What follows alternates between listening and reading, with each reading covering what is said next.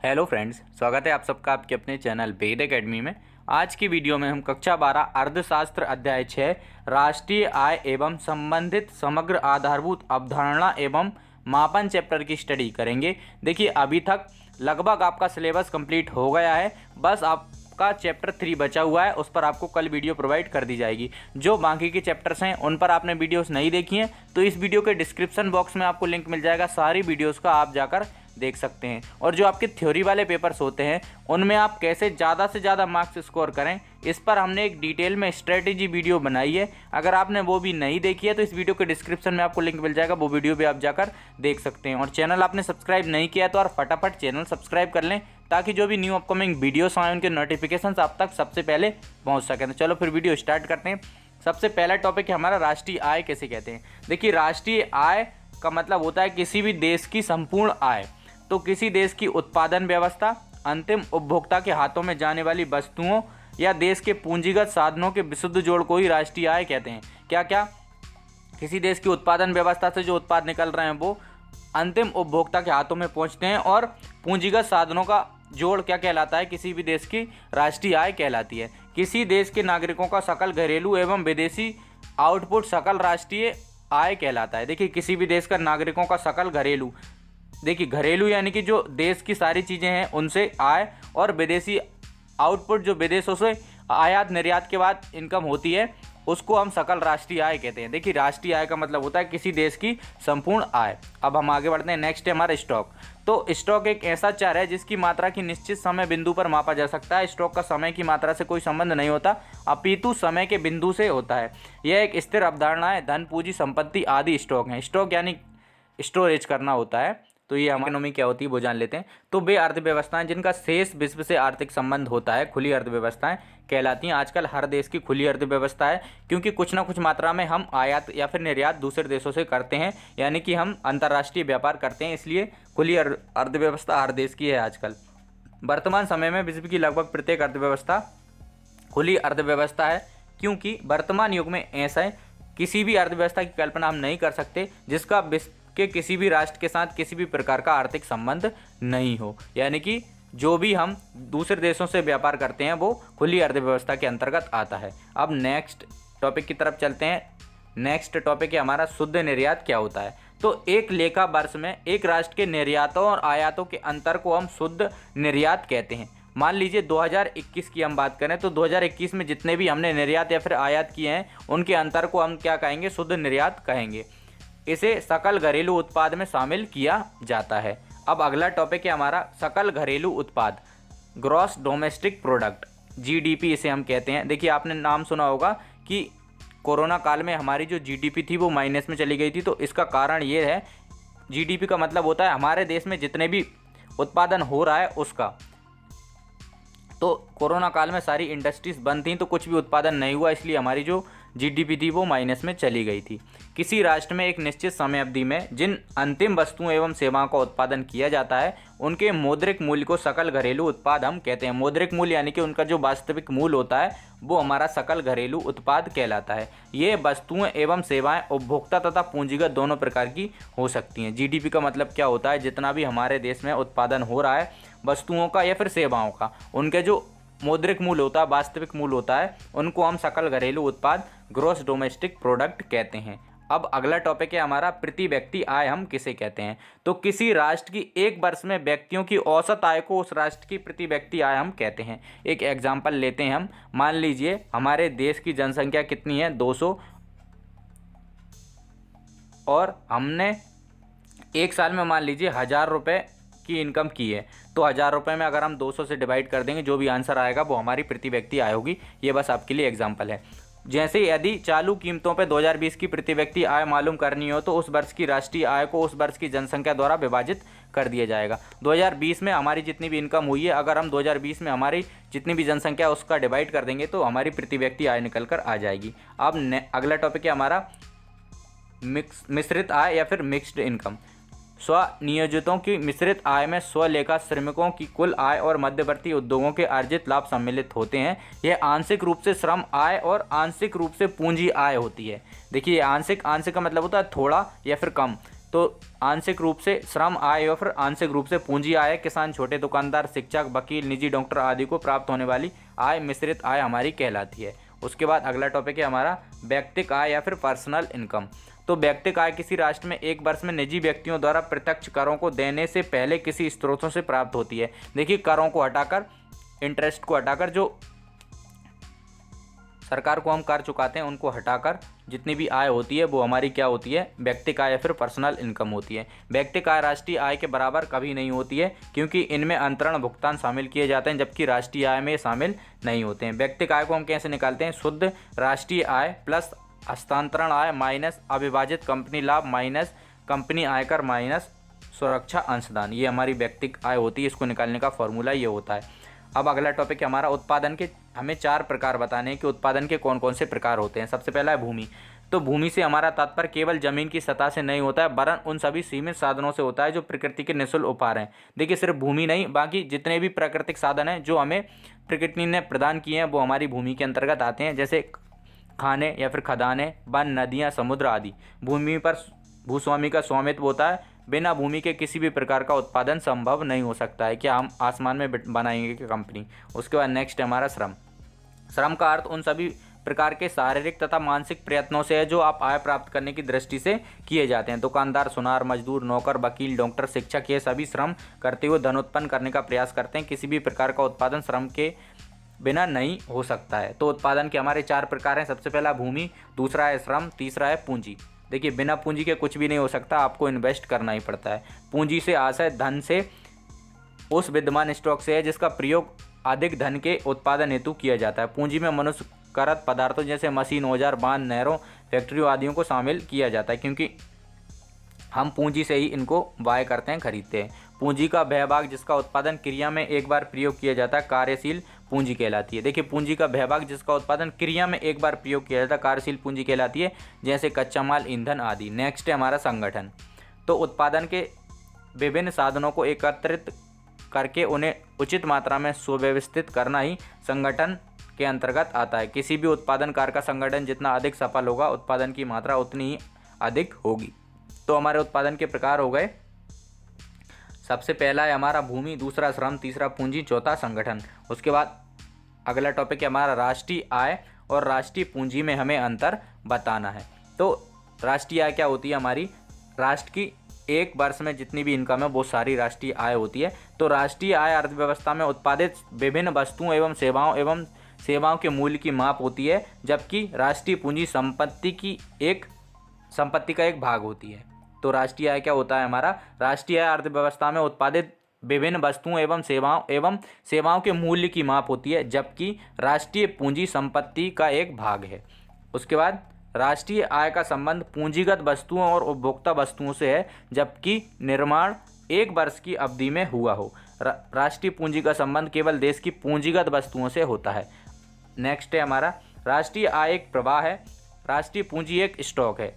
देखिए, राष्ट्रीय आय प्रवाह है जो निरंतर चलती रहती है, और राष्ट्रीय पूंजी एक स्टॉक होता है, स्टोरेज होता है। राष्ट्रीय आय आर्थिक क्रियाओं के साथ घटती बढ़ती है, राष्ट्रीय पूंजी एक निश्चित समय में स्थिर रहती है। राष्ट्रीय आय राष्ट्रीय पूंजी का परिणाम होती है, राष्ट्रीय पूंजी राष्ट्रीय आय का कारण होती है। तो ये हमारे अंतर होगा राष्ट्रीय आय और राष्ट्रीय पूंजी में।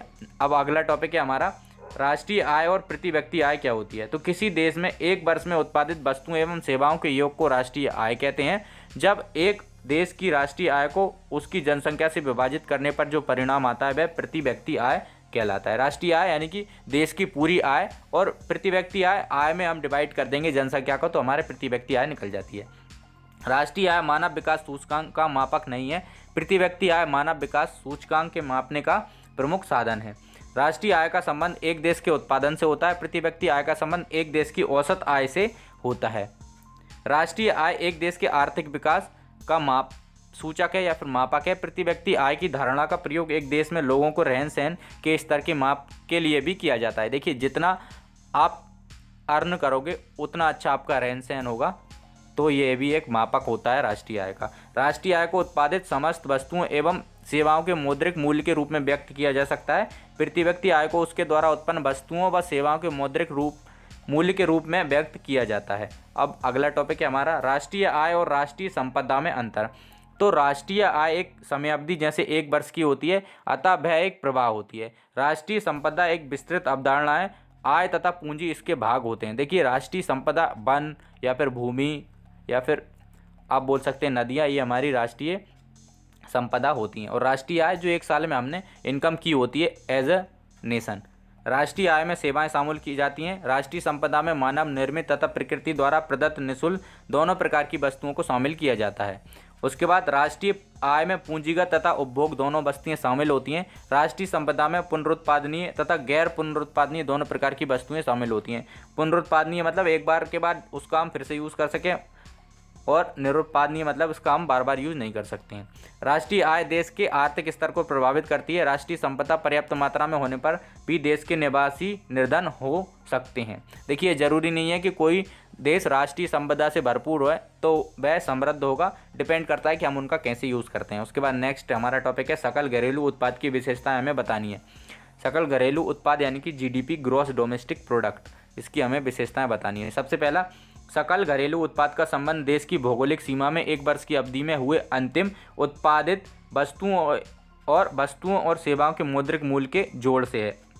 देखिए अंतिम उत्पादित यानी कि फाइनल प्रोडक्ट, ये वस्तुएं एवं सेवाएं उपभोक्ता वस्तुएं तथा पूंजीगत वस्तुएं एवं सेवाओं के रूप में हो सकती हैं। इन वस्तुओं एवं सेवाओं का उत्पादन निजी क्षेत्र या सार्वजनिक क्षेत्र दोनों में किया जा सकता है। निजी क्षेत्र यानी कि पर्सनल लाइफ में, और सार्वजनिक क्षेत्र यानी कि ग्रुप में हम यूज़ कर सकते हैं। उपभोक्ता वस्तुओं को टिकाऊ एवं गैर वस्तुओं के रूप में विभाजित किया जा सकता है। तो ये हमारी सकल घरेलू उत्पाद की विशेषताएं हो गई। अब अगला टॉपिक है हमारा किसी देश के कल्याण के निर्देशांक के रूप में सकल घरेलू उत्पाद की हमें सीमाएं बतानी है। तो पहला है हमारा काला बाजार अर्थव्यवस्था अथवा गुप्त अर्थव्यवस्था में मूल्य वृद्धि। तो करों की चोरी हेतु उत्पादक अपनी मूल्य वृद्धि को छुपाते हैं टैक्स बचाने के लिए। इसे काला बाजार अर्थव्यवस्था अथवा गुप्त अर्थव्यवस्था में मूल्य वृद्धि कहते हैं। देखिए जो उत्पादक होते हैं वो अपनी वास्तविक आय छुपा लेते हैं ताकि उन पर टैक्स कम लगे। ऐसी मूल्य वृद्धि को जीडीपी के अनुमान में सम्मिलित नहीं किया जाता है। देखिए वो ग्रॉस डोमेस्टिक प्रोडक्ट में नहीं आता है, जो वो छुपा लेते हैं। भारत ने लगभग 1/3 जीडीपी गुप्त अर्थव्यवस्था से संबंधित है, जबकि स्पेन तथा इटली में यह क्रमशः 25 से 20% है। उसके बाद नेक्स्ट है हमारा गैर विपणन क्रियाएं तथा मूल्य वृद्धि। देखिए अल्प विकसित अर्थव्यवस्थाओं के असंगठित क्षेत्रों में मूल्य वृद्धि की बहुत बड़ी मात्रा का कोई रिकॉर्ड नहीं रखा जाता है, क्योंकि उत्पादन बाजार उन्मुख नहीं होता है। उदाहरण भारत में सीमांत किसानों की बड़ी संख्या स्व उपभोग के लिए अल्प मात्रा में अनाज का उत्पादन करती है, ना कि बाजार के लिए। कुछ किसान ऐसे हैं हमारे देश में जो सिर्फ अपने लिए अनाज का उत्पादन करते हैं, बेचते नहीं हैं। तो ये हमारा आता है गैर विपणन क्रिया तथा मूल्य वृद्धि। इनको हम सरकार रजिस्टर नहीं करती है, सरकार को भी पता नहीं चल पाता है कितना उत्पादन हुआ है कितना नहीं। जीडीपी में परिवर्तन तथा आर्थिक कल्याण में परिवर्तन के बीच अपसरण। तो ये आवश्यक नहीं है कि जीडीपी सूचकांक तथा आर्थिक कल्याण संबंधी सूचकांक एक ही दिशा में हो। इसी विरोधाभास को एक उदाहरण द्वारा समझाया जा सकता है। एक उच्च वेतन प्राप्त सर्जन जो प्रतिदिन 10 घंटे काम करता है और 10,000 प्रति घंटा कमाता है, आराम को प्राथमिकता देते हुए वह अपने काम का 1 घंटा कम कर देता है। तो ये होगा जीडीपी में परिवर्तन तथा आर्थिक कल्याण में परिवर्तन के बीच अपसरण। उसके बाद आर्थिक बुराइयां कौन कौन सी होती हैं? उत्पादन की क्रिया से बुराइयां उत्पन्न होती हैं, यह भारी हानियों का कारण होता है। अब नेक्स्ट टॉपिक है हमारा राष्ट्रीय आय का आशय हमें बताना है और इसका महत्व बताना है। तो राष्ट्रीय आय क्या होती है? एक वर्ष में जो हमारे देश में ने पूरी आय अर्जित की होती है वो हमारी राष्ट्रीय आय कहलाती है। मान लीजिए एक पूरे वर्ष में हमारे देश ने 1 करोड़ रुपए की आय अर्जित की है तो ये हमारी राष्ट्रीय आय कहलाएगी। सभी तरीके की चीज़ें उसमें इंक्लूड होती हैं। एक देश की राष्ट्रीय आय से आशय साधारणतः एक वर्ष में उत्पादित समस्त वस्तुओं तथा सेवाओं के मूल्य का योग होता है, जिसमें से वस्तुओं तथा सेवाओं के उत्पादन हेतु प्रयोग की गई मशीनें एवं पूंजी की गिरावट को घटा दिया जाता है। जो खर्चा होता है उसको घटा दिया जाता है तथा विदेशों से प्राप्त शुद्ध साधन आय को जोड़ दिया जाता है। जो हम विदेशों से हमारी इनकम होती है उसको जोड़ दिया जाता है। तो ये हमारी राष्ट्रीय आय कहलाती है। तो पहला है हमारा महत्व क्या होता है? आर्थिक कल्याण की माप होती है। तो राष्ट्रीय आय की सहायता से किसी देश के आर्थिक कल्याण को मापा जा सकता है। देखिए जितनी ज़्यादा इनकम होगी वो राष्ट्र उतना ही ज़्यादा समृद्ध होगा। डॉक्टर मार्शल के अनुसार अन्य बातें समान रहने पर भी किसी देश की राष्ट्रीय आय जितनी अधिक होती है उस देश का आर्थिक कल्याण भी उतना ही अधिक समझा जाता है। उसके बाद सरकार की नीतियों में सहायक होती है। तो राष्ट्रीय आय विश्लेषण सरकार की प्रशुल्क नीतियों के निर्धारण में महत्वपूर्ण भूमिका निभाते हैं। प्राय करों का निर्धारण राष्ट्रीय आय के अनुपात में किया जाता है। उसके बाद आर्थिक विकास का मापदंड होती है राष्ट्रीय आय। अन्य सभी बातें समान रहते हुए जब किसी देश की आय में वृद्धि होती है तब यह माना जाता है कि उस देश की आर्थिक स्थिति मजबूत हो रही है। उसके बाद आर्थिक स्थिति का तुलनात्मक अध्ययन, इससे यह पता लगाया जा सकता है कि विभिन्न देशों में कृषि, उद्योग, व्यापार आदि से कितनी आय प्राप्त होती है। नेक्स्ट, आय के वितरण का अनुमान। तो राष्ट्रीय आय की गणना से समाज के विभिन्न वर्गों में आय के वितरण का भी ज्ञान हो सकता है। तो ये हमारी राष्ट्रीय आय के महत्व हो गए। उसके बाद अगला टॉपिक है हमारा भारत में राष्ट्रीय आय में धीमी वृद्धि के कारण। हमें बताने कि भारत की राष्ट्रीय आय धीमी तरीके से क्यों बढ़ती है और भारतीय राष्ट्रीय आय कम होने के कारण हमें बताने हैं। तो पहला है जनसंख्या वृद्धि। देखिए ये सबसे मेजर इशू है, जनसंख्या वृद्धि। जनसंख्या वृद्धि राष्ट्रीय आय तथा प्रति व्यक्ति आय में वृद्धि की धीमी गति का सबसे महत्वपूर्ण कारण है। भारत में 1951 में केवल 23.84 करोड़ जनसंख्या थी, जो 2011 में बढ़कर 121.2 करोड़ हो गई। इतनी तीव्र गति से बढ़ती जनसंख्या सरकार द्वारा बनाए गए आर्थिक विकास के कार्यक्रमों में बाधक बनती है। देखिए सरकार सबको रोजगार नहीं दे सकती है, हमें भी कुछ करना पड़ेगा जनसंख्या का। कृषि उत्पादन की अनिश्चितता। देखिए भारत कृषि प्रधान देश है, हम सब जानते हैं, लेकिन जो कृषि होती है वो भारत में मानसून पर निर्भर करती है। पानी अगर अच्छा गिरेगा तो फसल अच्छी होगी, पानी अगर अच्छा नहीं गिरेगा तो फसल अच्छी नहीं होगी। जाड़ा पड़ गया, पाला पड़ गया, उससे भी फसल खराब हो जाती है, इल्लियों का कहर हो जाता है, तो इससे फसल नष्ट हो जाती है। इसलिए कृषि के उत्पादन में अनिश्चितता होती है।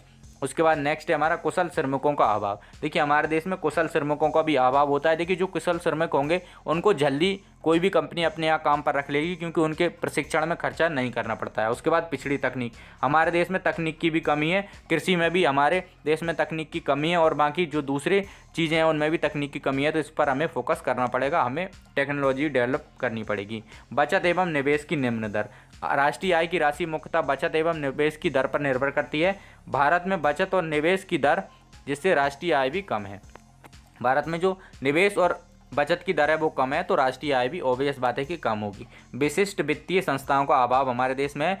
भारत में वित्तीय संस्थाओं के अपूर्ण विकास ने भी आर्थिक विकास की गति को अवरुद्ध किया या फिर कम किया है। यद्यपि सरकार ने स्वतंत्रता प्राप्ति के पश्चात कृषि एवं औद्योगिक वित्त की व्यवस्था के लिए विशेष संस्थाओं की स्थापना की है। अब हम नेक्स्ट टॉपिक की तरफ चलते हैं। नेक्स्ट है हमारा आय गणना प्रणाली के प्रमुख घटक कौन कौन से हैं। आय गणना प्रणाली, सबसे पहला है हमारा मजदूरी और वेतन। देखिए इस वर्ग में कर्मचारियों को कार्य के बदले मिलने वाली मुद्रा के रूप में मजदूरी और वेतन को राष्ट्रीय आय में शामिल किया जाता है। आप कोई भी कार्य करोगे उसके बदले आपको पैसा मिलता है, तो ये हमारा मजदूरी और वेतन होगा। उसके बाद व्यक्तियों की किराए की आय। देखिए इसमें व्यक्तियों द्वारा कृषि और गैर कृषि संपत्तियों से प्राप्त किराए की राशि को शामिल किया जाता है। गैर कंपनी व्यापारों की आय। इस वर्ग में एकाकी व्यापारी, साझेदारी तथा स्वयं रोजगारित व्यापारियों की आय को शामिल किया जाता है। कंपनियों के लाभ और ब्याज से प्राप्त आय, ये सारी आय गणना प्रणाली के प्रमुख घटक होते हैं। उसके बाद अगला टॉपिक है हमारा सकल घरेलू उत्पाद या फिर ग्रॉस डोमेस्टिक प्रोडक्ट या फिर जीडीपी। इस पर हमें टिप्पणी लिखनी है। तो सबसे पहला है हमारा जीडीपी का वितरण। उसके बाद दूसरा है जीडीपी की रचना। तीसरा है हमारा गैर मौद्रिक विनिमय।